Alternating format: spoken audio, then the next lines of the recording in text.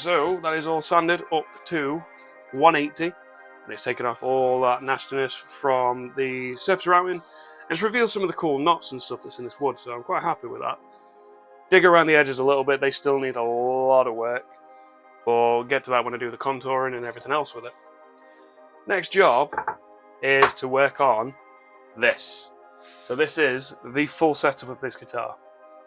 So it's going to have humbucker single coil. It's got this here, which is going to be a comfort carve, and it's quite an interesting one because you very rarely see them on a flying V. So luckily, I've done the smart thing and I've copied it onto the back. And also, as you see here, we have the Floyd Rose. Now, when Crich came round, we based everything off of the bridge post line instead of the final recess line. Now, luckily, Floyd Rose have amazing details in regards of the full specs and everything, how big this cavity should be. And that was something I was really struggling with. Like, I could get this centre bit done, but I couldn't get the recess done, which was a bit annoying. But yeah, so we based everything off the bridge post holes, so I had to move everything up. It's about 9mm. And the other thing as well is, this is my pick guard. Now, same kind of thing, so I think I based it kind of wrong.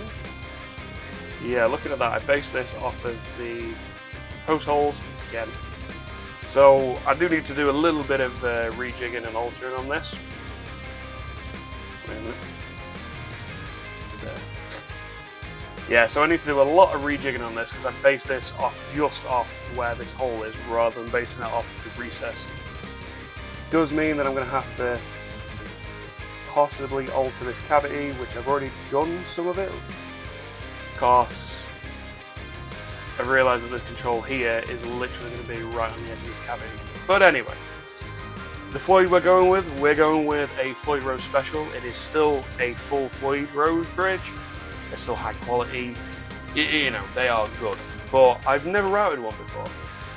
So I got hold of a Floyd Rose cavity template. So it was this one. So it is the front cavity. But then you'll notice that the rear cavity is currently attached to my practice body. So this is something I did before GGBO last year, and it's good routing practice. Like, you know, it got me used to using tools, messed up quite a lot. But yeah, as you can see, I've got kind of like ideas and stuff written down of where things need to be. This was the one where it made me realise that I'd gone wrong. So if this is my 25.5" scale line, the bridge post holes being here isn't quite enough, which is why I needed to redo it all. But luckily, as you will see right there, I have a Flying V with a Floyd Rose there, which is what's helping me figure all this stuff out. But in regards to that, I've not recorded any of it. I think I might record some now, just for posterity's sake, because you know I'm going to have messed it up, but that's the joys of practicing. Yeah, so what else I've got on here, you'll notice, I've got these two little channels here, so I'm just going to zoom in a second. There we go. So you got this channel here, and this little channel here. Those are for the pickup wires, so I don't want a repeat of what happened both of my last two builds. So when I did the bridge pickup hole, and the hole through to the control cavity, so especially on the Zelda build. So you had a hole where the drill went, and it just looked a mess. Like the Zelda one, I had to use some filler to fix it. Similar to my GGBO one as well, I messed the hole up. Because when I was coming through the neck pocket, it didn't really work properly. So I thought to myself, can I do a better version of what I did for the switch wires on the Zelda build? So on the Zelda build, I routed a channel underneath either side for the switches to be on this side, to come through to this cavity. That worked, kinda. It was really hard to get the wires through in the end once the top was on.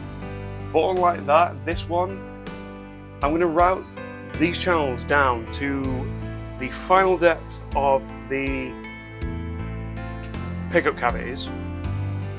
But obviously you've got to remember, once I put that 15mm top, I've got to make sure that I've left that space. So basically it's going to be, the wire cavity is going to be at the bottom here, your top's going to go on top to seal it all in, the pickup wire is going to go underneath it, straight into the control cavity. In theory. This is something that I've not done before, so that's going to be interesting.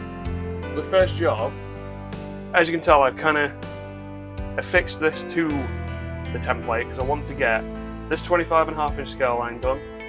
I want to get these cavities, these channels onto it, and I want to get everything. Like, I know that the pickup placement is where I need it to be, so I want to get these all cut onto it. In the neck pocket, I'm possibly going to use a different method. So I've drawn this on. This is the exact match to the neck that I bought. So I'm going to try and cut this out and use that, because the one on my Mockingbird set that I used for my GGBO Build last year isn't quite right. So the Zelda Build one, you'll notice the neck's slightly off, which is a little bit annoying. And I want this guitar to be perfect because it's not for me, you know. So anyway, I've talked way too much right now. So we're going to get these transferred onto the template. Get cracking on with that one.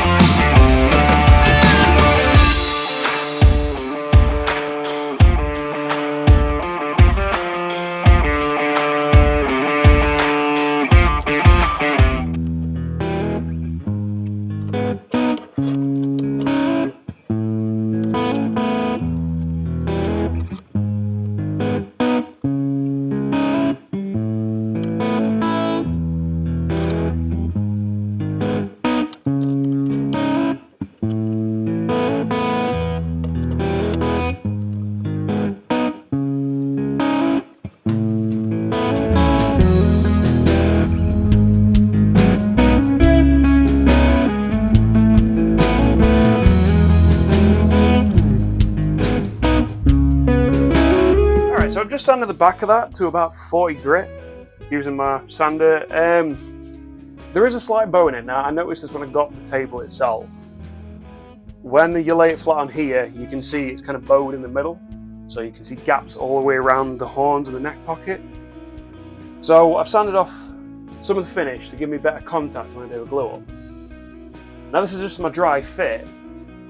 And I'll be honest, this is the second dry fit I've done just to be 100% certain.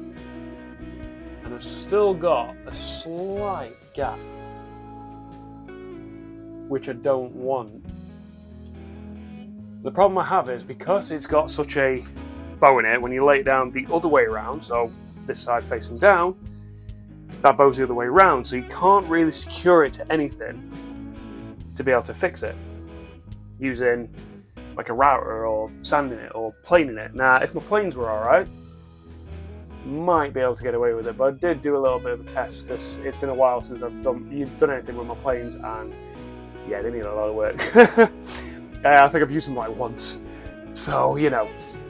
For now, I'm gonna go do some research, try and figure out a method of how to get this bow out of it without having to use any of my tools, because when I was talking to Crich about it, he mentioned about using water in some way, shape or form, and that was something that I've seen done before. I mean, you know, in acoustic guitar you use water to warp stuff and all that kind of thing. So yeah, I think I am absolutely roasting. It is really warm, even though the sun's not out, the shed's like an oven. So, but yeah, I'm going to go take a break, cool down and everything. The other thing I'm going to work on, came to the realisation, obviously, that this isn't quite right. So this template needs a lot of work, and I want to try and get the pickups on it as well. So yeah, so there's something I'm going to do with that. And also, because of the thing messing up on the last episode where I knocked this out, I never got to talk about this properly, aside from like the issues that I've got for it. So yeah, we've got this absolutely beautiful vine inlaid. It's a 24 fret maple neck, maple board, and it's 25.5 scale length. And whilst the paddle is slightly smaller than I was expecting, obviously I've realised that I don't have to do that much in regards of adding the extra material. So the actual plan with it is some of the offcuts from the Alder is going to be used to create the extra pieces I need for this. And I've not really done anything to this since I put it together, but I'm going to try and have a look at it. Give me a second. Yeah. So on the template, I realised that I got these angles kind of wrong, and I didn't, you know, I had too much here. So the easiest method I found was literally, I'm going to come in a bit closer, and we'll look at my camera so I can just hopefully make sure you can see. So what I did here, basically got the headstock, laid it on like that. So I drew on my lines of where the actual original headstock is going to be. I got the angle of this correct as well, so I know that these are going to be right. And basically I just added the template on around here to create my shape. So this is going to be a lot of delicate work. I'm not going to use the router for it because I do have enough material to do another piece, but I really like the figuring on this. So yeah, so that's how I managed to get this shape done. So this is going to be a task at some point. But also, you will have just seen there, hopefully, I've kind of figured out the tune layout. There we go. So this was the concept that Crich wanted. Now, I think he had him a little bit further up, so I think they started here and went onto this piece. Now, this is like my cut-off point. So that is the furthest point that a machine head can go on this side without it crossing over onto the extra piece that's going to be here. The angle might not be quite right at the moment. I just wanted to see roughly where they were going to be. But I quite like how this is going to look. And yeah, we're going to have a tension bar on this to bring everything down properly, because, you know, you see the angle on that. You know, it's going to need something to bring it down. So because of the tension bar, probably not going to do a transfer cover, but anyway. Yeah, so this neck is absolutely gorgeous. I mean, the figuring on the back of this thing, I'm keeping it natural. Because, I mean, why would you want to finish something that nice? But yeah, so this neck is absolutely fantastic. Like I say, about 50 quid. So I can't really complain at that. I looked at the frets as well. The frets, pretty decent. I mean, I'm not a... Doing the frets is something that I've not done yet, and I have explained this to Crich, like this is probably going to need some work at some point. But, yeah. I need to do a proper course to do this, because trying to learn it off YouTube videos doesn't... yeah, so... I'm going to stop chatting now. I'm going to go and cool off for a bit, because, as I say, I am absolutely roasting.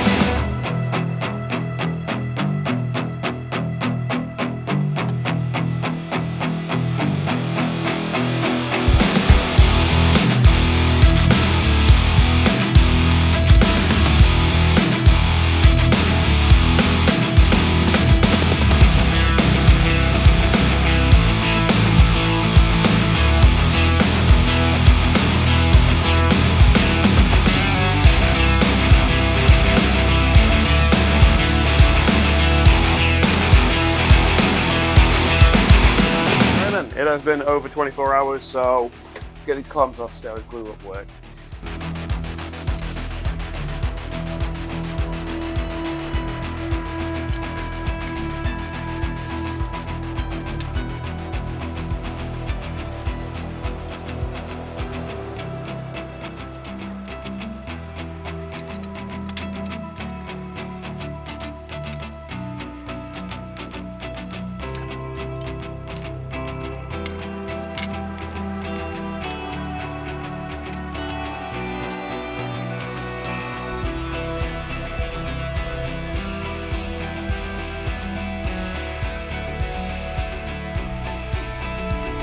That actually went pretty well. Yeah, there's some little gaps around here. It was a bit hard because of how bowed it was. But I'm telling you now, this thing's solid as a rock. Oh, hell no. Wow. You know what? Quite decent weight to it. Oh, wow. The thickness of this is going to be awesome. Anyway. Yeah.